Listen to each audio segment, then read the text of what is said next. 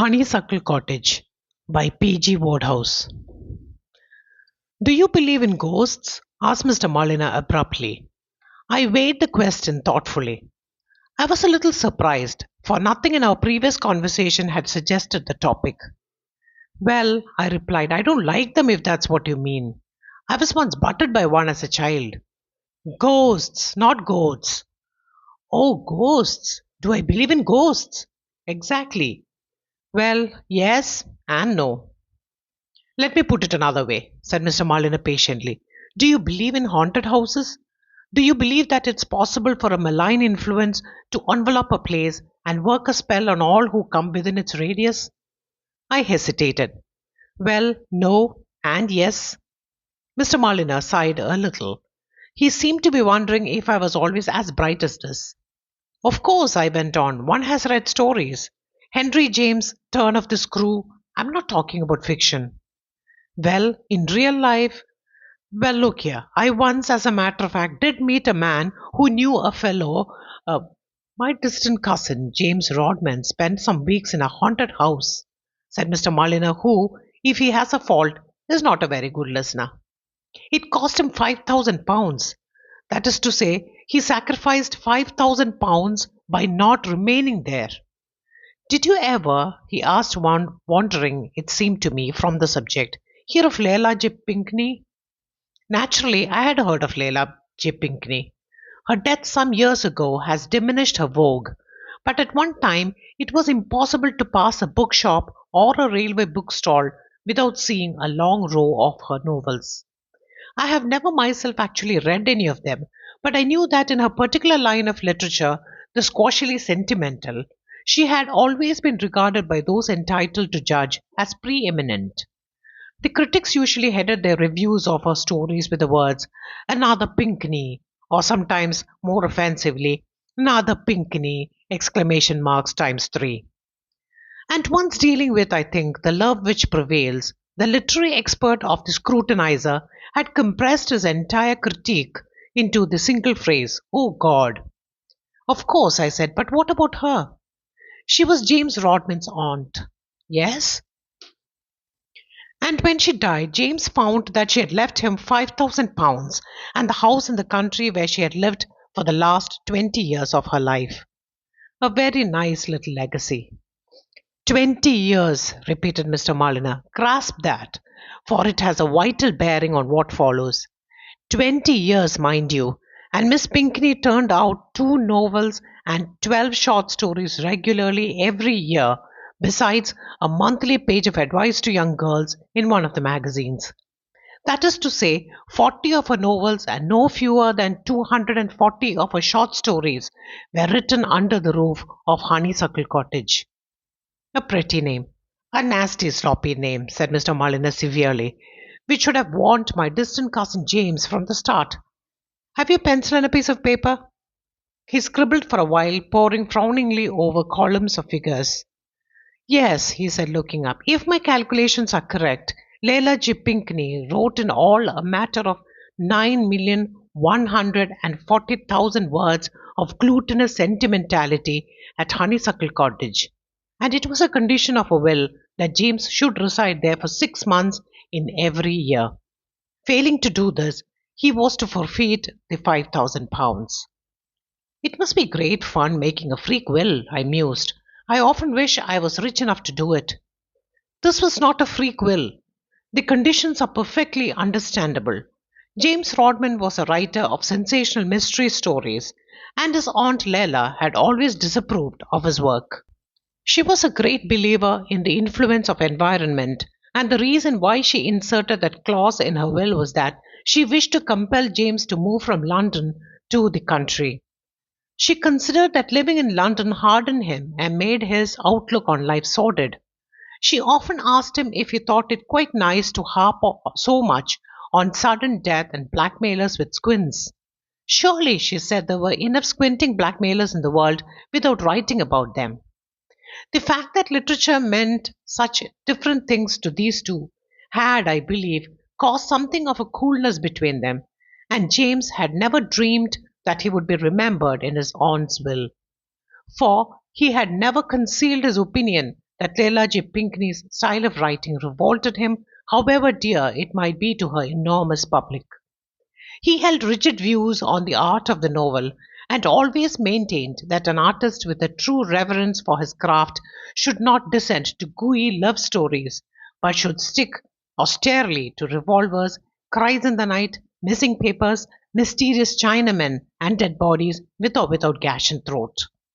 And not even the thought that his aunt had dandled him on her knee as a baby could induce him to stifle his literary conscience to the extent of pretending to enjoy her work.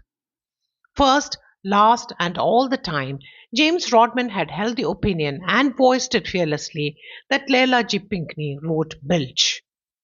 It was a surprise to him, therefore, to find that he had been left this legacy. A pleasant surprise, of course. James was making quite a decent income out of the 3 novels and 18 short stories which he produced annually, but an author can always find a use for £5,000. And as for the cottage, he had actually been looking about for a little place in the country at the very moment when he received the lawyer's letter. In less than a week, he was installed at his new residence. James's first impressions of Honeysuckle Cottage were, he tells me, wholly favourable. He was delighted with the place. It was a low, rambling, picturesque old house with funny little chimneys and a red roof placed in the middle of the most charming country. With its oak beams, its trim garden, its trilling birds, and its rose-hung porch, it was the ideal spot for a writer. It was just the sort of place, he reflected whimsically, which his aunt had loved to write about in her books. Even the apple-cheeked old housekeeper who attended to his needs might have stepped straight out of one of them. It seemed to James that his lot had been cast in pleasant places. He had brought down his books, his pipes, and his golf clubs, and was hard at work finishing the best thing he had ever done. The Secret Nine was the title of it, and on the beautiful summer afternoon on which this story opens, he was in the study hammering away at his typewriter at peace with the world. The machine was running sweetly. The new tobacco he had bought the day before was proving admirable, and he was moving on all 6 cylinders to the end of a chapter. He shoved in a fresh sheet of paper, chewed his pipe thoughtfully for a moment, then wrote rapidly. For an instant, Lester Gage thought that he must have been mistaken. Then the noise came again, faint but unmistakable, a soft scratching on the outer panel. His mouth set in a grim line. Silently, like a panther, he made one quick step to the desk, noiselessly opened a drawer, drew out his automatic. After that affair of the poisoned needle, he was taking no chances. Still in dead silence, he tiptoed to the door. Then, flinging it suddenly open, he stood there, his weapon poised. On the mat stood the most beautiful girl he had ever beheld, a veritable child of fairy. She eyed him for a moment with a saucy smile, then with a pretty, roguish look of reproof, shook a dainty forefinger at him. "I believe you've forgotten me, Mr. Gage," she fluted with a mock severity which her eyes belied. James stared at the paper dumbly. He was utterly perplexed. He had not had the slightest intention of writing anything like this. To begin with, it was a rule with him, and one which he never broke, to allow no girls to appear in his stories. Sinister landladies, yes, and naturally any amount of adventuresses with foreign accents, but never under any pretext what may be broadly described as girls. A detective story, he maintained, should have no heroine. Heroines only held up the action and tried to flirt with the hero when he should have been busy looking for clues, and then went and let the villain kidnap them by some childishly simple trick. In his writing, James was positively monastic. And yet, here was this creature with a saucy smile and her dainty forefinger honing in at the most important point in the story. It was uncanny. He looked once more at his scenario. No, the scenario was all right. In perfectly plain words, it stated that what happened when the door opened was that a dying man fell in, and after gasping, "The beetle tells Scotland Yard that the blue beetle is," expired on the hearthrug, leaving Lester Gage not unnaturally somewhat mystified. Nothing whatever about any beautiful girls. In a curious mood of irritation, James scratched out the offending passage, wrote in the necessary corrections, and put the cover on the machine. It was at this point that he heard William whining. The only blot on this paradise which James had so far been able to discover was the infernal dog William. Belonging nominally to the gardener, on the very first morning he had adopted James by acclamation, and he maddened and infuriated James. He had a habit of coming and whining under the window when James was at work. The latter would ignore this as long as he could. Then, when the thing became insupportable, would bound out of his chair to see the animal standing on the gravel, gazing expectantly up at him with a stone in his mouth. William had a weak-minded passion for chasing stones, and on the first day James, in a rash spirit of camaraderie, had flung one for him. Since then James had thrown no more stones, but he had thrown any number of other solids, and the garden was littered with objects ranging from matchboxes to a plaster statuette of the young Joseph prophesying before Pharaoh. And still William came and whined, an optimist to the last. The whining, coming now at a moment when he felt irritable and unsettled, acted on James much as the scratching on the door had acted on Lester Gage. Silently, like a panther, he made one quick step to the mantelpiece, removed from it a china mug bearing the legend, "A present from Clacton-on-Sea," and crept to the window. And as he did so, a voice outside said, "Go away, sir, go away." And there followed a short, high-pitched bark, which was certainly not William's. William was a mixture of Airedale, Setter, Bull Terrier, and Mastiff, and when in vocal mood, favoured the Mastiff side of his family. James peered out. There on the porch stood a girl in blue. She held in her arms a small fluffy white dog, and she was endeavouring to foil the upward movement toward this of the blackguard William. William's mentality had been arrested some years before at the point where he imagined that everything in the world had been created for him to eat. A bone, a boot, a steak, the black wheel of a bicycle, it was all one to William. If it was there, he tried to eat it. He had even made a plucky attempt to devour the remains of the young Joseph prophesying before Pharaoh. And it was perfectly plain now that he regarded the curious wriggling object in the girl's arms purely in the light of a snack to keep body and soul together till dinner time. "William!" bellowed James. William looked courteously over his shoulder with eyes that beamed with the pure light of a life's devotion, wagged the whip-like tail which he had inherited from his bull terrier ancestor, and resumed his intent scrutiny of the fluffy dog. "Oh, please!" cried the girl. "This great rough dog is frightening poor Toto." The man of letters and the man of action do not always go hand in hand, but practice had made James perfect in handling with a swift efficiency any situation that involved William. A moment later, that canine moron, having received the present from Clacton in the short ribs, was scuttling round the corner of the house, and James had jumped through the window and was facing the girl. She was an extraordinarily pretty girl, very sweet and fragile. She looked as she stood there under the honeysuckle, with the breeze ruffling a tendril of golden hair that strayed from beneath her coquettish little hat. Her eyes were very big and very blue, her rose-tinted face becomingly flushed. All wasted on James, though. He disliked all girls, and particularly the sweet, droopy type. "Did you want to see somebody?" he asked stiffly. "Just a house," said the girl, "if it wouldn't be giving any trouble." "I do so want to see the room where Miss Pinkney wrote her books. This is where Lila G. Pinkney used to live, isn't it?" "Yes, I'm her nephew. My name is James Rodman." "Mine is Rose Maynard." James led the way into the house, and she stopped with a cry of delight on the threshold of the morning room. "Oh, how too perfect!" she cried. "So this was her study?" "Yes." "What a wonderful place it would be for you to think in if you were a writer too."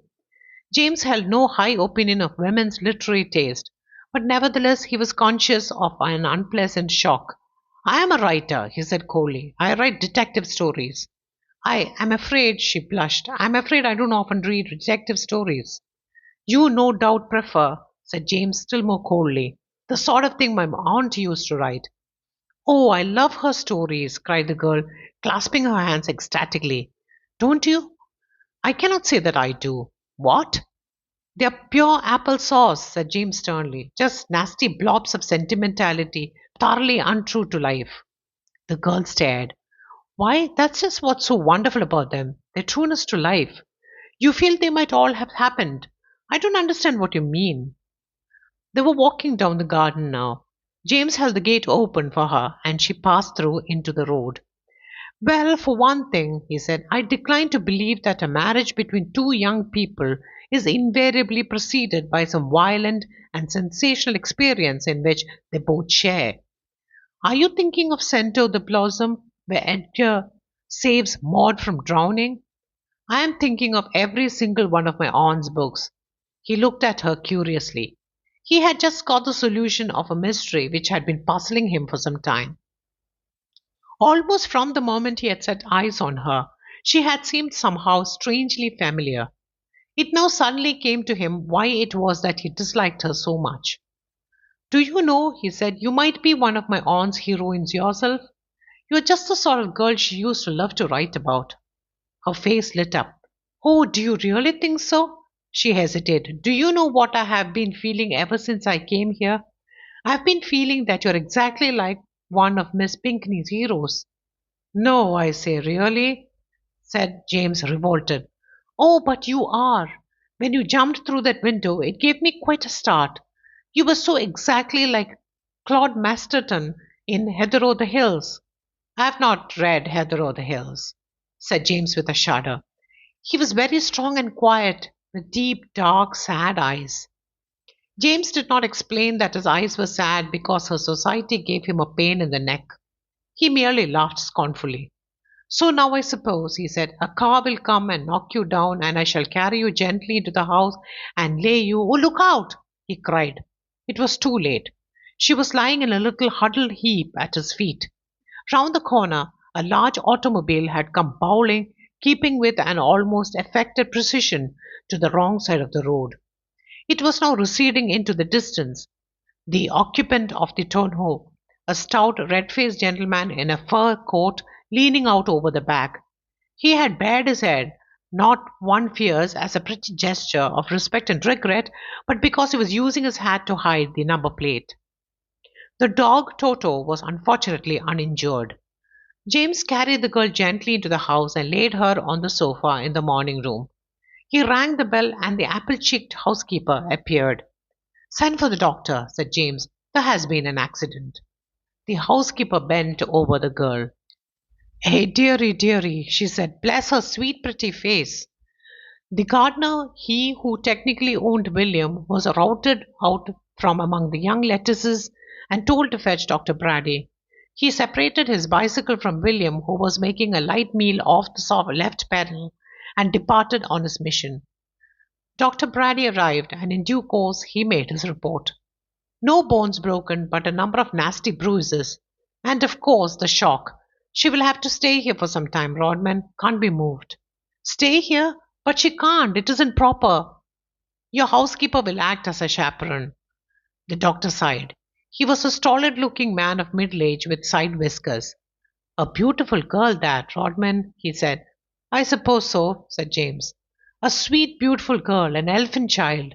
A what? Said James, starting. This imagery was very foreign to Dr. Brady as he knew him. On the only previous occasion on which they had had any extended conversation, the doctor had talked exclusively about the effect of too much protein on the gastric juices. An elfin child, a tender fairy creature. When I was looking at her just now, Rodman, I nearly broke down. Her little hand lay on the coverlet like some white lily floating on the surface of a still pool, and her dear trusting eyes gazed up at me.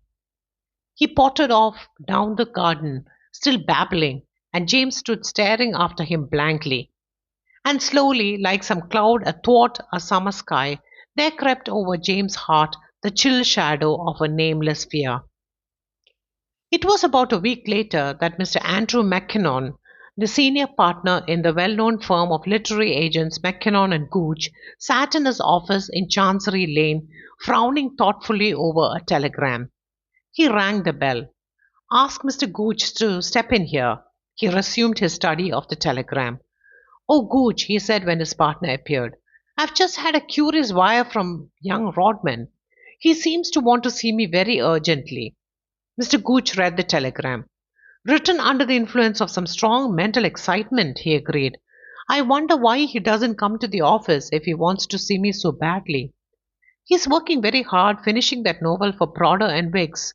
Can't leave it, I suppose. Well, it's a nice day. If you will look after things here, I think I'll motor down and let him give me lunch.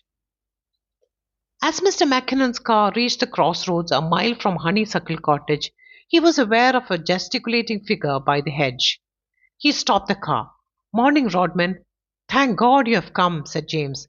It seemed to Mr. Mackinnon that the young man looked paler and thinner. Would you mind walking the rest of the way? There's something I want to speak to you about. Mr. Mackinnon alighted, and James, as he glanced at him, felt cheered and encouraged by the very sight of the man. The literary agent was a grim, hard-bitten person to whom, when he called at their offices to arrange terms, editors kept their faces turned so that they might at least retain their back collar studs. There was no sentiment in Andrew Mackinnon. Editresses of society papers practiced their blandishments on him in vain, and many a publisher had waked screaming in the night, dreaming that he was signing a Mackinnon contract. Well, Rodman, he said, Prodder and Wiggs have agreed to our terms. I was writing to tell you so when your wire arrived. I had a lot of trouble with them, but it's fixed at 20%, rising to 25, and £200 advance royalties on day of publication. Good, said James absently. Good. Mackinnon, do you remember my Aunt Leila G. Pinkney? Remember her? Why, I was her agent all her life. Of course. Then you know the sort of tripe she wrote. No author, said Mr. Mackinnon reprovingly, who pulls down a steady £20,000 a year writes tripe. Well, anyway, you know her stuff. Who better? When she died, she left me £5,000 and her house, Honeysuckle Cottage. I'm living there now. Mackinnon, do you believe in haunted houses? No. Yet, I tell you solemnly that Honeysuckle Cottage is haunted. By your aunt? Said Mr. Mackinnon, surprised. By her influence. There's a malignant spell over the place, a sort of miasma of sentimentalism. Everybody who enters it succumbs. Tut tut, you mustn't have these fancies. They aren't fancies. You aren't seriously meaning to tell me? Well, how do you account for this? That book you were speaking about, which Prodder and Wiggs are to publish, The Secret Nine. Every time I sit down to write it, a girl keeps trying to sneak in. Into the room, into the story. You don't want a love interest in your sort of work, said Mr. Mackinnon, shaking his head. It delays the action. I know it does. And every day I have to keep shooing this infernal female out. An awful girl, Mackinnon. A soppy, soupy, treacly, drooping girl with a roguish smile. This morning she tried to butt in on the scenes where Lester Gage is trapped in the den of the mysterious leper. No, she did, I assure you. I had to rewrite 3 pages before I could get her out of it. And that's not the worst. Do you know, Mackinnon, that at this moment I am actually living the plot of a typical Leila G. Pinkney novel in just the setting she always used. And I can see the happy ending coming nearer every day. A week ago, a girl was knocked down by a car at my door, and I have had to put her up, and every day I realize more clearly that sooner or later I shall ask her to marry me. Don't do it, said Mr. Mackinnon, a stout bachelor. You're too young to marry. So was Methuselah, said James, a stouter. But all the same, I know I am going to do it. It's the influence of this awful house weighing upon me. I feel like an eggshell in a maelstrom. I'm being sucked on by a force too strong for me to resist. This morning I found myself kissing her dog. No, I did. And I loathed the little beast. Yesterday I got up at dawn and plucked a nosegay of flowers for her, wet with the dew. Rodman, it's a fact. I laid them at her door and went downstairs kicking myself all the way. And there in the hall was the apple-cheeked housekeeper regarding me archly.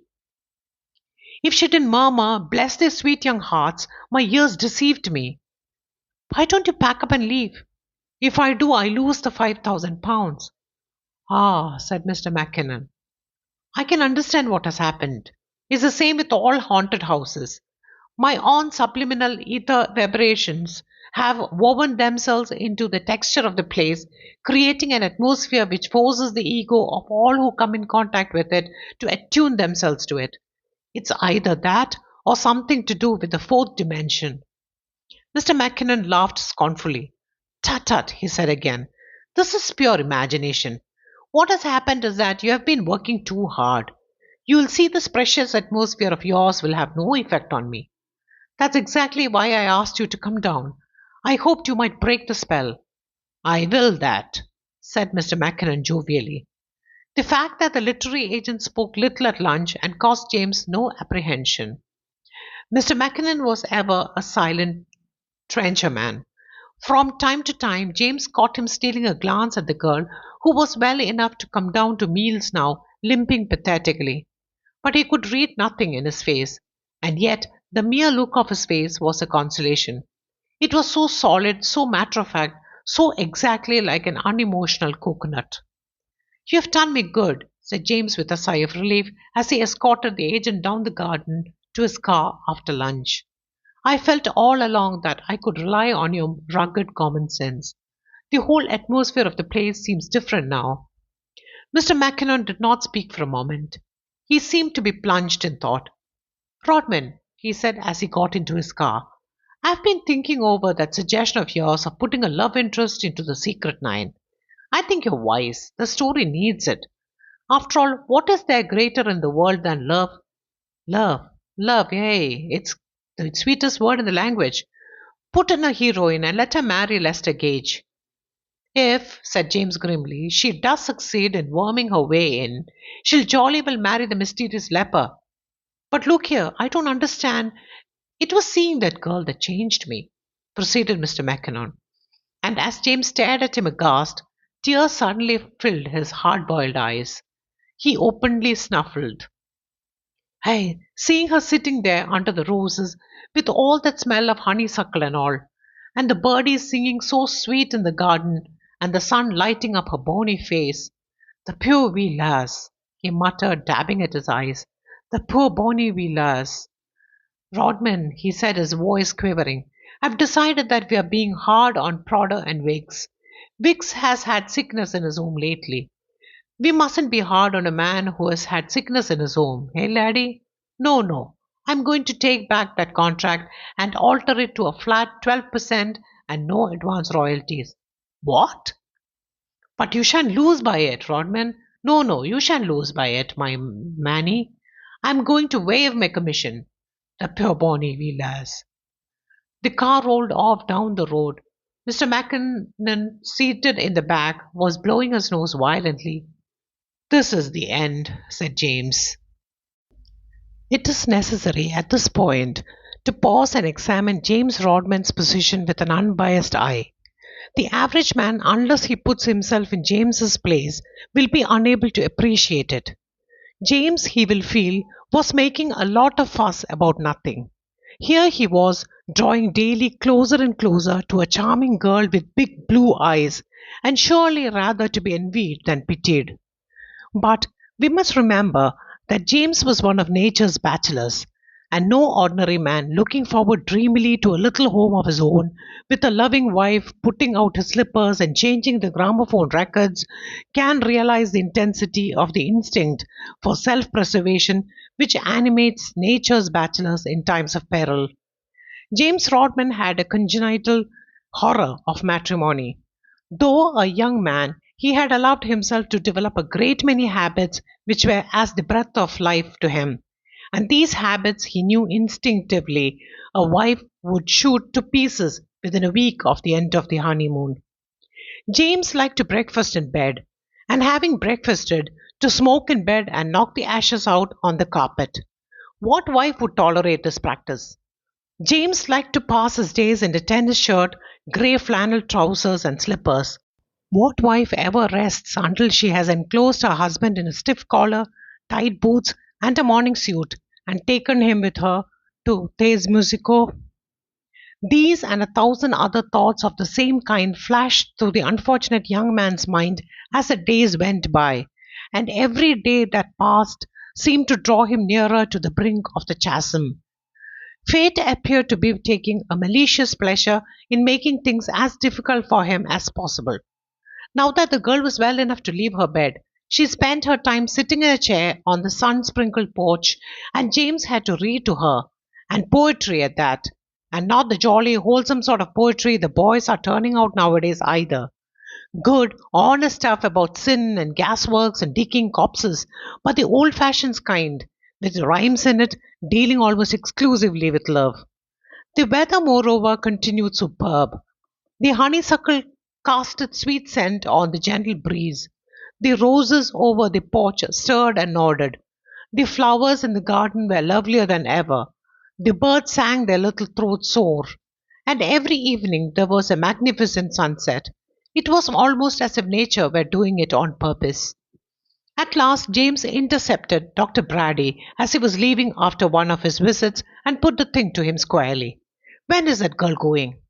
The doctor patted him on the arm. "Not yet, Rodman," he said in a low, understanding voice. "No need to worry yourself about that. Mustn't be moved for days and days and days. I might almost say weeks and weeks and weeks." "Weeks and weeks!" cried James. "And weeks," said Dr. Brady. He prodded James roguishly in the abdomen. "Good luck to you, my boy, good luck to you," he said. It was some small consolation to James that the mushy physician immediately afterward tripped over William on his way down the path and broke his stethoscope. When a man is up against it like James, every little helps. He was walking dismally back to the house after this conversation when he was met by the apple-cheeked housekeeper. "The little lady would like to speak to you, sir," said the apple-cheeked exhibit, rubbing her hands. "Would she?" said James hollowly. "So sweet and pretty she looks, sir. Oh, sir, you wouldn't believe. Like a blessed angel sitting there with her dear eyes all a-shining." "Don't do it," cried James with extraordinary vehemence. "Don't do it." He found the girl propped up on the cushions and thought once again how singularly he disliked her. And yet, even as he thought this, some force against which he had to fight madly was whispering to him, "Go to her and take that little hand. Breathe into that little ear the burning words that will make that little face turn away crimsoned with blushes." He wiped a bead of perspiration from his forehead and sat down. "Mrs. Stick in the Mud, what's her name, says you want to see me." The girl nodded. "I've had a letter from Uncle Henry. I wrote to him as soon as I was better and told him what had happened, and he's coming here tomorrow morning." "Uncle Henry?" "That's what I call him, but he's really no relation. He's my guardian. He and Daddy were officers in the same regiment, and when Daddy was killed fighting on the Afghan frontier, he died in Uncle Henry's arms, and with his last breath begged him to take care of me." James started. A sudden wild hope had waked in his heart. Years ago, he remembered, he had read a book of his aunt's entitled Rupert's Legacy, and in that book, "I'm engaged to marry him," said the girl quietly. "Wow!" shouted James. "What?" asked the girl, startled. "Touch of cramp," said James. He was thrilling all over.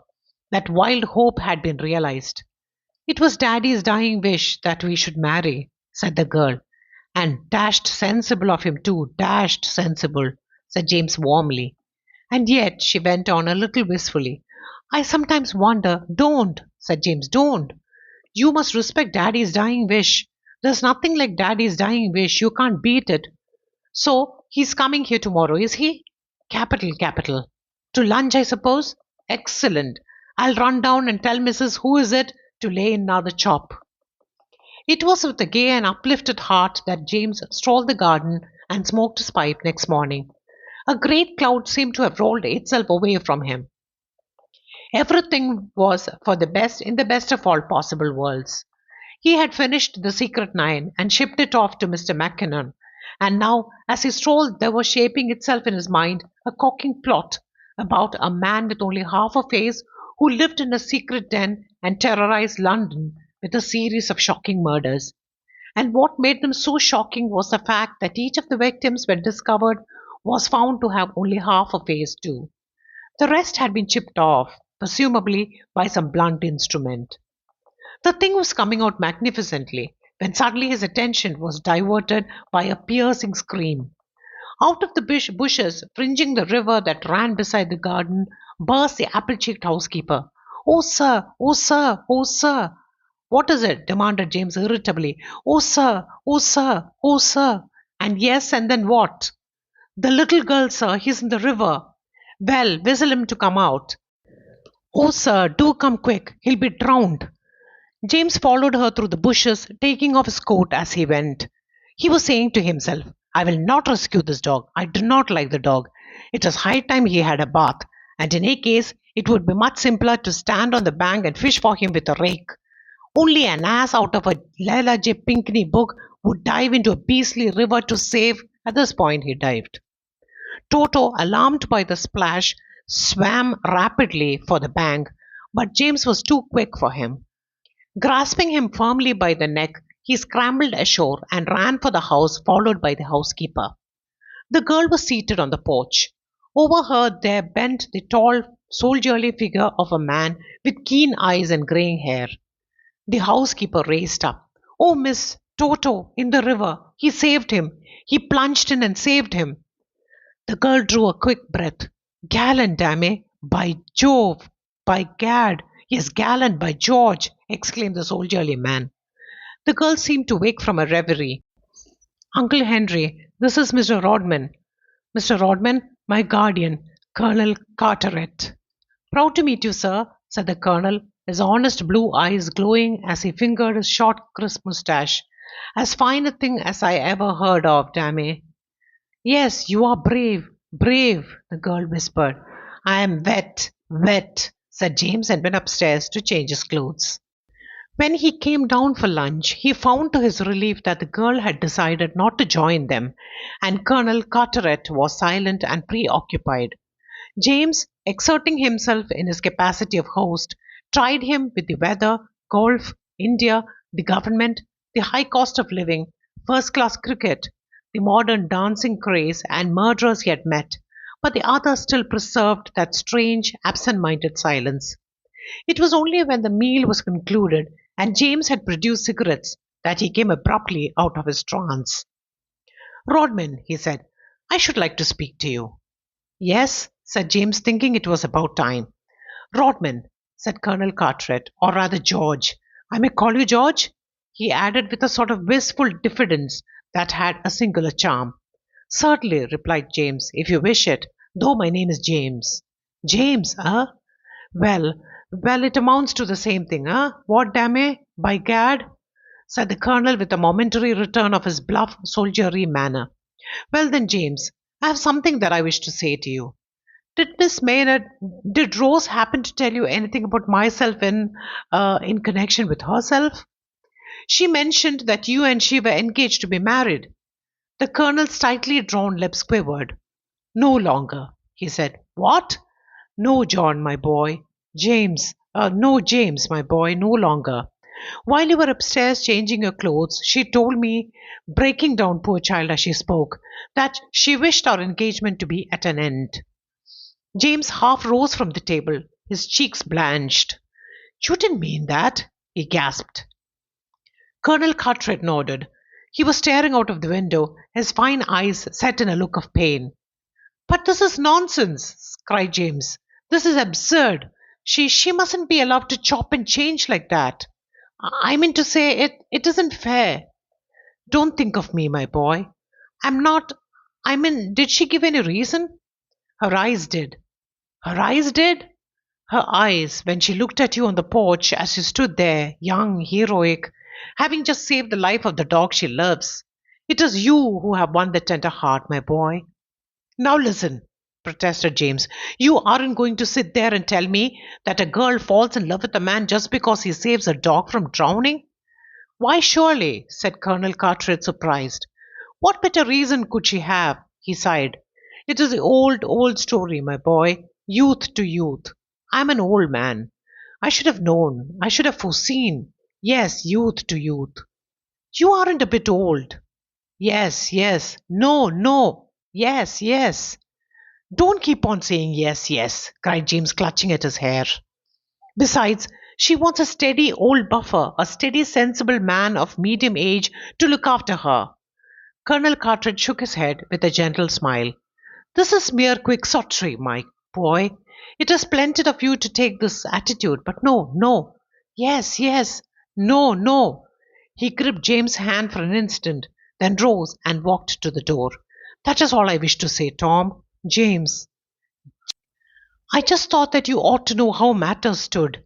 Go to her, my boy, go to her, and don't let any thought of an old man's broken dream keep you from pouring out what is in your heart. I am an old soldier, lad, an old soldier. I have learned to take the rough with the smooth. But I think I will leave you now. I I should like to be alone for a while. If you need me, you will find me in the raspberry bushes. He had scarcely gone when James also left the room. He took his hat and stick and walked blindly out of the garden, he knew not whither. His brain was numbed. Then, as his powers of reasoning returned, he told himself that he should have foreseen this ghastly thing.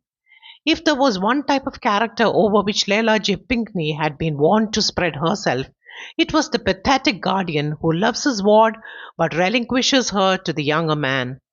No wonder the girl had broken off the engagement. Any elderly guardian who allowed himself to come within a mile of Honeysuckle Cottage was simply asking for it. And then, as he turned to walk back, a dull defiance gripped James.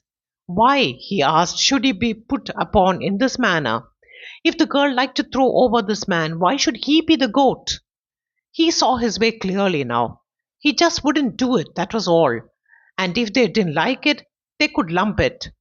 Full of a new fortitude, he strode in at the gate. A tall, soldierly figure emerged from the raspberry bushes and came to meet him. Well, said Colonel Carteret. Well, said James defiantly. Am I to congratulate you? James caught his keen blue eye and hesitated. It was not going to be so simple as he had supposed. Well, he said. Into the keen blue eyes there came a look that James had not seen there before. It was the stern, hard look which probably had caused men to bestow upon this old soldier the name of Cold Steel Carteret. You have not asked Rose to marry you? No, not yet. The keen blue eyes grew keener and bluer. Rodman, said Colonel Carteret in a strange, quiet voice, I have known that little girl since she was a tiny child. For years she has been all in all to me. Her father died in my arms, and with his last breath bade me see that no harm came to his darling. I have nursed her through mumps, measles, and chicken pox, and I live but for her happiness. He paused with a significance that made James' toes curl. Rodman, he said, do you know what I would do to any man who trifled with that little girl's affections? He reached in his hip pocket, and an ugly looking revolver glittered in the sunlight. I would shoot him like a dog. Like a dog? Faltered James. Like a dog, said Colonel Carteret. He took James's arm and turned him towards the house. She's on the porch. Go to her. And if he broke off. But tut tut, he said in a kindlier tone. I'm doing you an injustice, my boy. I know it. Oh, you are, said James fervently. Your heart is in the right place. Oh, absolutely, said James. Then go to her, my boy. Later on, you may have something to tell me. You will find me in the strawberry beds. It was very cool and fragrant on the porch. Overhead, little breezes played and laughed among the roses. Somewhere in the distance, sheep bells tinkled, and in the shrubbery, a thrush was singing its even song. Seated in a chair behind a wicker table laden with tea things, Rose Maynard watched James as he shambled up the path. Tea's ready, she called gaily. Where is Uncle Henry? A look of pity and distress flitted for a moment over her flower-like face. Oh, I forgot, she whispered. He's in the strawberry beds, said James in a low voice. She nodded unhappily. Of course, of course. Oh, why is life like this? James heard her whisper. He sat down. He looked at the girl. She was leaning back with closed eyes, and he thought he had never seen such a little squirt in his life. The idea of passing his remaining days in her society revolted him. He was stoutly opposed to the idea of marrying anyone. But if, as happens to the best of us, he ever were compelled to perform the wedding's glide, he had always hoped it would be with some lady golf champion who would help him with his putting and thus, by bringing his handicap down a notch or two, enable him to save something from the wreck, so to speak. But to link his lot with a girl who read his aunt's books and liked them, a girl who could tolerate the presence of the dog Toto, a girl who clasped her hands in pretty childish joy when she saw a nasturtium in bloom. It was too much. Nevertheless, he took her hand and began to speak. Miss Maynard rose. She opened her eyes and cast them down. A flush had come into her cheeks. The dog Toto at her side sat up and begged for cake, disregarded. Let me tell you a story. Once upon a time, there was a lonely man who lived in a cottage all by himself. He stopped. Was it James Rodman who was talking this bilge? Yes, whispered the girl. But one day there came to him out of nowhere a little fairy princess. She.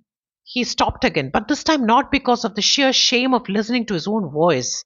What caused him to interrupt his tale was the fact that at this moment the tea table suddenly began to rise slowly in the air, tilting as it did so a considerable quantity of hot tea onto the knees of his trousers. Ouch! Cried James, leaping. The table continued to rise, and then fell sideways, revealing the homely countenance of William, who, concealed by the cloth, had been taking a nap beneath it. He moved slowly forward, his eyes on Toto. For many a long day, William had been desirous of putting to the test once and for all the problem of whether Toto was edible or not. Sometimes he thought yes, at other times no. Now seemed an admirable opportunity for a definite decision. He advanced on the object of his experiment, making a low whistling noise through his nostrils, not unlike a boiling kettle. And Toto, after one long look of incredulous horror, tucked his shapely tail between his legs and turning, raced for safety. He had laid a course in a beeline for the open garden gate, and William, shaking a dish of marmalade off his head a little petulantly, galloped ponderously after him. Rose Maynard staggered to her feet. Oh, save him! She cried. Without a word, James added himself to the procession. His interest in Toto was but tepid. What he wanted was to get near enough to William to discuss with him that matter of the tea on his trousers.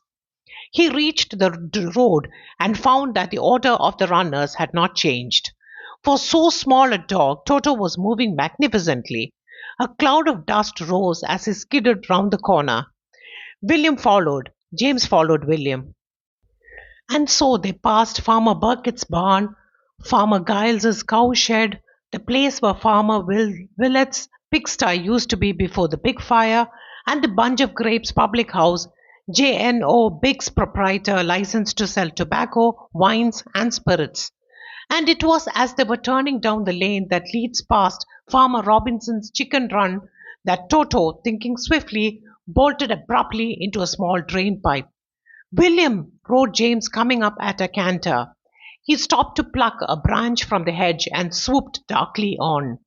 William had been crouching before the pipe, making a noise like a bassoon into its interior, but now he rose and came beamingly to James. His eyes were aglow with chumminess and affection, and placing his forefeet on James's chest, he licked him 3 times on the face in rapid succession. And as he did so, something seemed to snap in James. The scales seemed to fall from James's eyes. For the first time he saw William as he really was, the authentic type of dog that saves his master from a frightful peril. A wave of emotion swept over him. William, he muttered, William. William was making an early supper off a half-brick he had found in the road. James stooped and patted him fondly. William, he whispered, you knew when the time had come to change the conversation, didn't you, old boy? He straightened himself. Come, William, he said. Another 4 miles and we reach Meadowsweet Junction. Make it snappy and we shall just catch the up express, first stop London. William looked up into his face, and it seemed to James that he gave a brief nod of comprehension and approval. James turned. Through the trees to the east, he could see the red roof of Honeysuckle Cottage lurking like some evil dragon in ambush. Then together, man and dog passed silently into the sunset. That, concluded Mr. Mulliner, is a story of my distant cousin James Rodman. As to whether it's true, that of course is an open question. I personally am of opinion that it is. There is no doubt that James did go to live at Honeysuckle Cottage and while there underwent some experience which has left an ineradicable mark upon him. His eyes today have that unmistakable look which is to be seen only in the eyes of confirmed bachelors whose feet have been dragged to the very brink of the pit and who have gazed at close range into the naked face of matrimony. And if further proof be needed, there is William. He is now James's inseparable companion.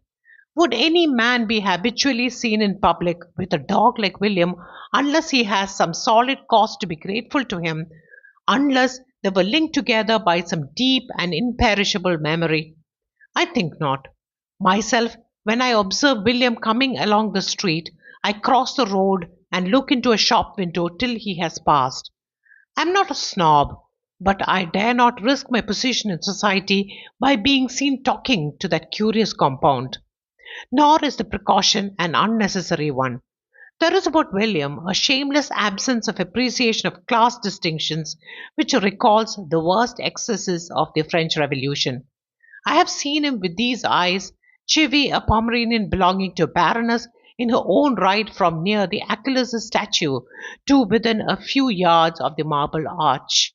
And yet James walks daily with him in Piccadilly. It is surely significant.